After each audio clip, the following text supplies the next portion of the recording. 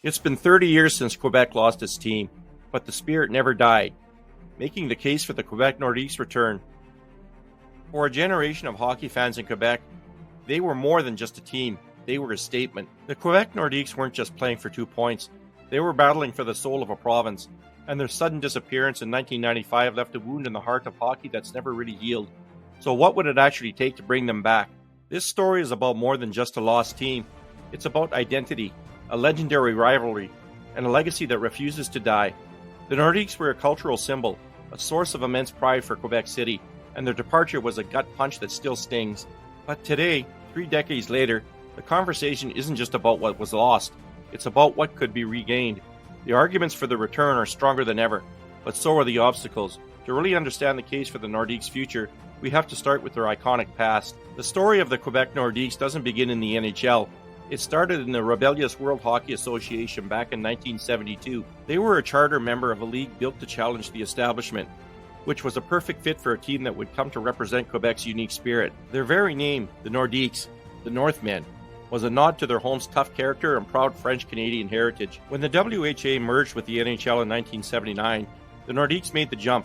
It didn't take long for them to make some noise. They became pioneers, famously bringing the Stastny brothers, Peter, Anton, and Marian, to the United States from Czechoslovakia. It was a blockbuster move that swung the door wide open for European superstars to flood the league.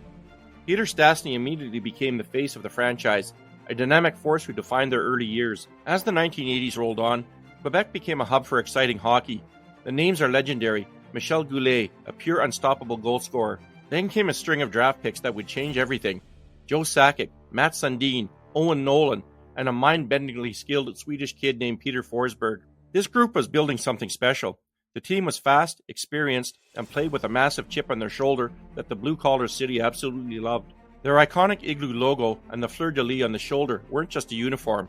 They were a banner of pride. The Nordiques weren't just Quebec City's team, they were Quebec's team.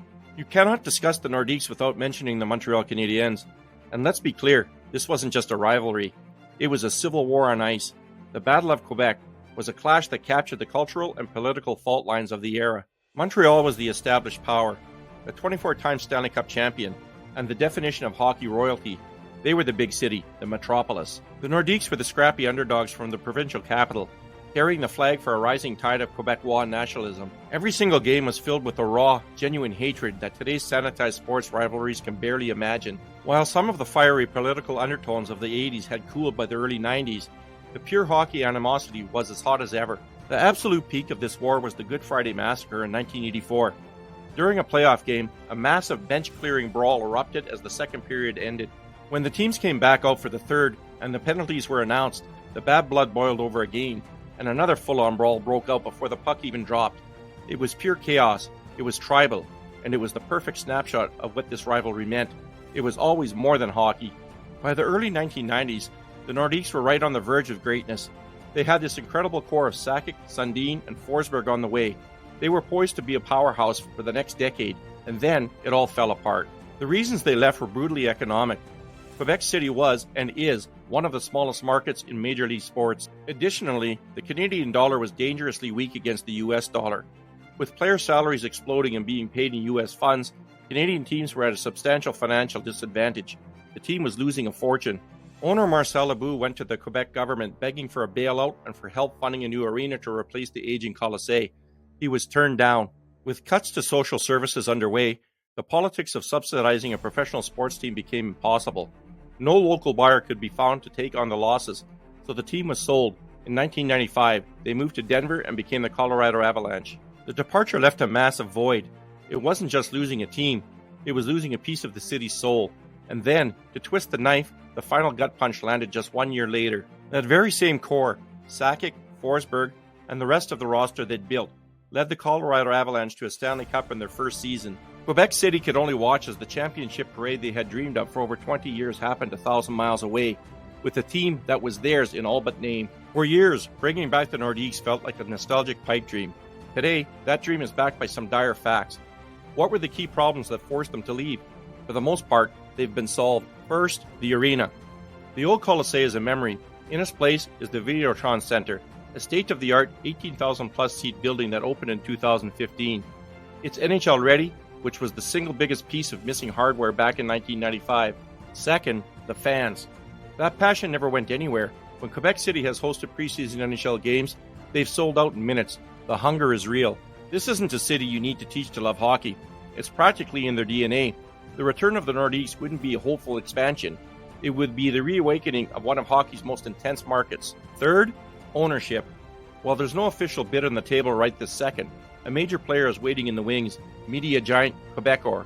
They have the money to handle a massive expansion fee, which could be north of $1 billion, and have already gone through the league's application process once before.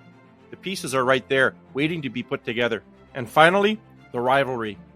The business of the NHL runs on great stories, and nothing sells like the Battle of Quebec. A reborn Nordiques Canadiens rivalry would be an instant ratings monster, a must-watch game for hockey fans everywhere that would restore one of the most excellent chapters in the league's history. Of course, it's not a total slam dunk. The NHL has its concerns, and the path back has a few hurdles. The primary argument against Quebec City remains its relatively small market size. The league has clearly preferred big, flashy U.S. markets for growth. Cities like Houston and Atlanta are always in the conversation. Houston is the fourth largest metro area in the U.S., and Atlanta, despite failing twice, is making another strong push with a committed ownership group. The NHL seems convinced these southern markets hold more untapped potential. There's also the Canadian dollar.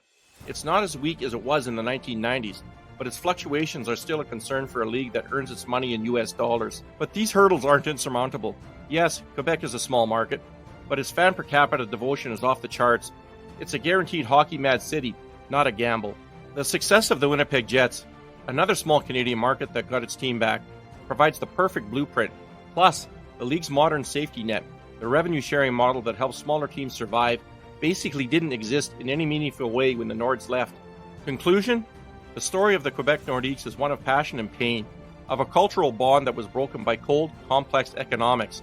For 3 decades, that iconic blue and white jersey has been a ghost, a symbol of what was lost, but it should also be a symbol of what's possible. All the critical pieces are already in place: a world-class arena, a proven and fiercely loyal fan base, and credible, deep-pocketed ownership waiting for the green light. So the real question isn't whether Quebec City can support a team. We all know it can. The question is, what does the NHL value more? The speculative promise of a new market, or the particular passion of restoring a legend? Bringing the Nordiques back isn't just about adding another pin to the map. It's about reviving a storied history. It's about righting a historical wrong. It's about restoring a cultural institution to its home. It's about making the league whole again, reigniting the Battle of Quebec, and giving a generation of fans the homecoming they have waited so patiently for. The case is made. The city is ready. So, what do you think? Is the return of the Quebec Nordiques long overdue, or are the obstacles just too big to overcome?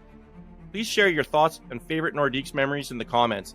And if you enjoyed this trip down hockey's memory lane, be sure to like this video and subscribe for more. Thanks for watching. Hey hockey fans, you can also follow my blog at https://tedtalkshockey.com, and remember to keep your stick on the ice.